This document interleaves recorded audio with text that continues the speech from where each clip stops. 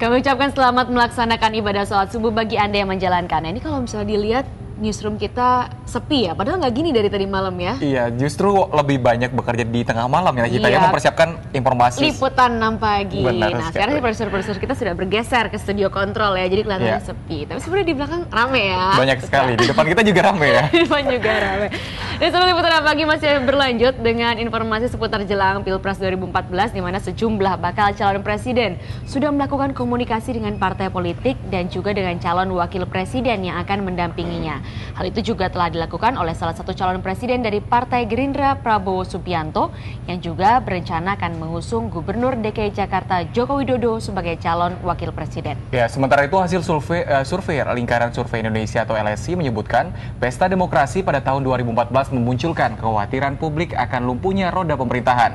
Sejumlah pejabat tinggi negara dan pemerintahan tidak akan optimal mengurus kepentingan rakyat karena sibuk dengan kepentingan partai masing-masing.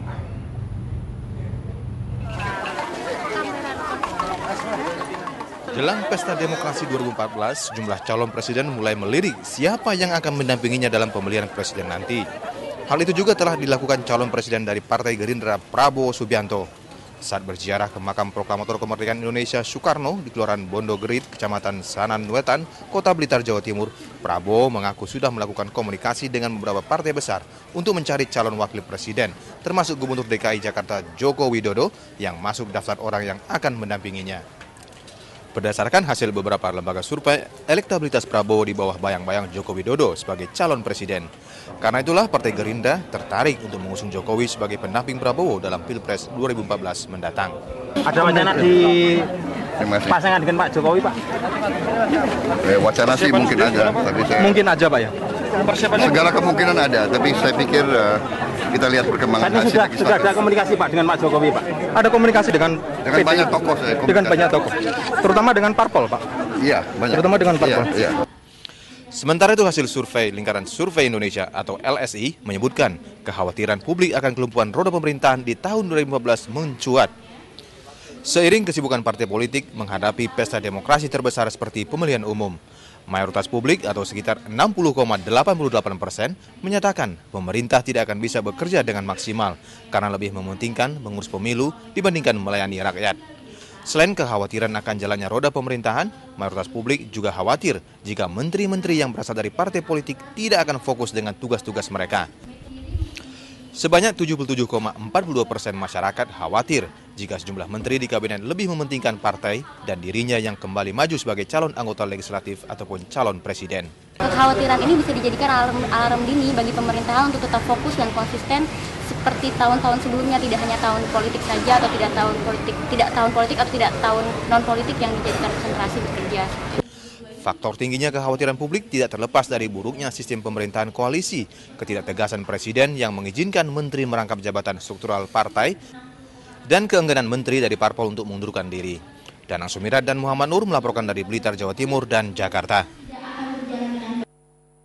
Nah, itu tadi kegiatan Prabowo Subianto ya sebagai salah satu calon presiden dari Partai Gerindra. Akan mengajak Jokowi sebagai cawapresnya? Akan meminang Jokowi. Apakah mungkin seperti itu? Ini karena memang di beberapa survei juga menyatakan Joko Widodo sebagai elektabilitas paling tinggi ya, seperti sekali. Nah, tapi mungkin juga jangan-jangan bersaing dengan partai-partai lainnya yang juga ingin berebut Joko Widodo sebagai calon apalagi Demokrat sudah bersiap dengan 11 calon mereka seperti itu ya. Dari kawan-kawan. Nanti kita lihat nanti bagaimana perpasangan, tentunya masih menunggu April nih biasanya kan.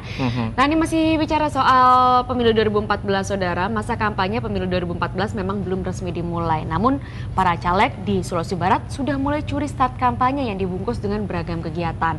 Dan di dalamnya syarat dengan pesan-pesan kampanye yang berisi ajakan untuk memilih caleg tertentu. Dan sayangnya Bawaslu dan KPU selaku penyelenggaraan pemilu tidak berani mengambil tindakan apapun.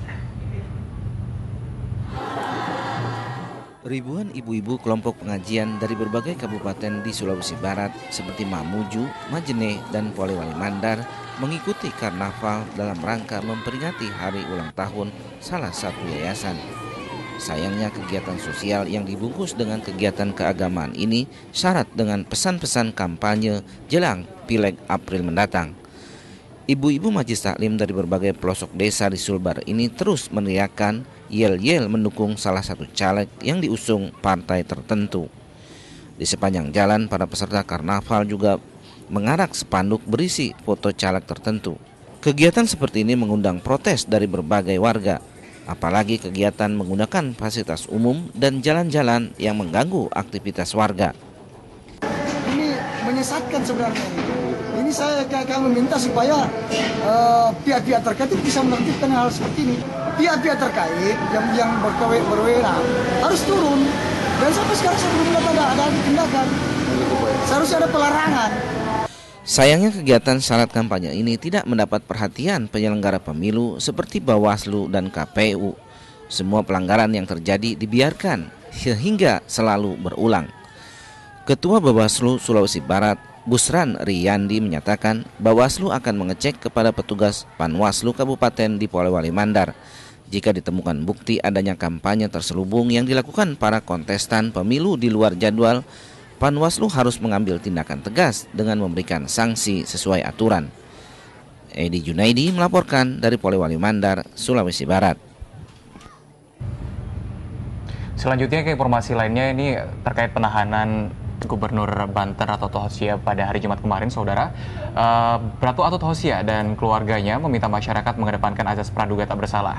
Ya, keluarga Atut juga menegaskan hingga saat ini Ratu Atut Hosiah masih menjabat sebagai Gubernur Banten dan belum mengundurkan diri.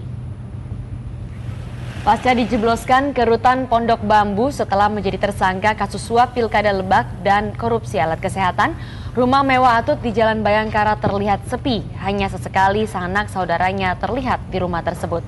Sebelumnya sejumlah saudara Atut dan pendekar Banten mengusir sejumlah jurnalis di depan rumah Atut karena merasa terganggu atas pemberitaan yang selama ini menghujani Ratu Atut. Dan terkait kecaman dari berbagai elemen masyarakat yang menginginkan Ratu Atut mundur, melalui juru bicara keluarga, pihak keluarga meminta agar masyarakat menghormati proses hukum yang berjalan dan mengedepankan azas praduga tak bersalah. Pihak keluarga juga menegaskan hingga saat ini Ratu Atut Hosiah masih menjabat Gubernur Banten dan belum mengundurkan diri. Pak Jajuli sebagai...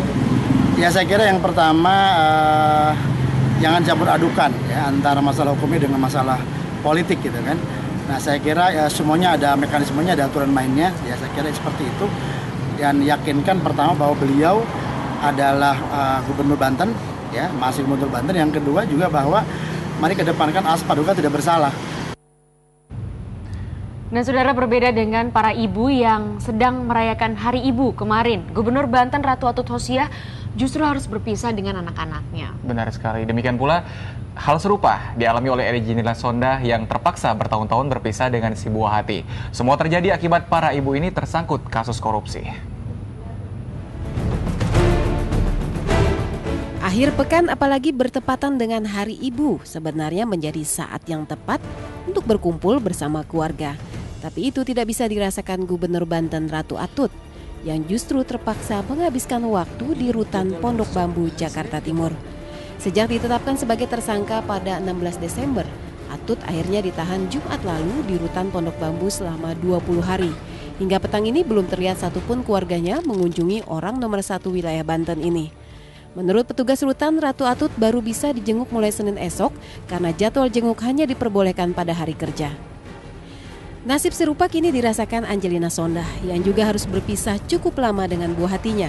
Angie bahkan harus merasakan jeruji besi lebih lama lagi karena hukuman penjaranya ditambah dari 4 tahun 6 bulan menjadi 12 tahun penjara oleh Mahkamah Agung. Angie bahkan sempat menangis saat beberapa waktu lalu datang ke gedung KPK. Para ibu ini kini terpaksa berpisah dengan putra-putrinya, semuanya akibat terlibat kasus korupsi. David Rizal dan Teguh Priantoro melaporkan dari Jakarta.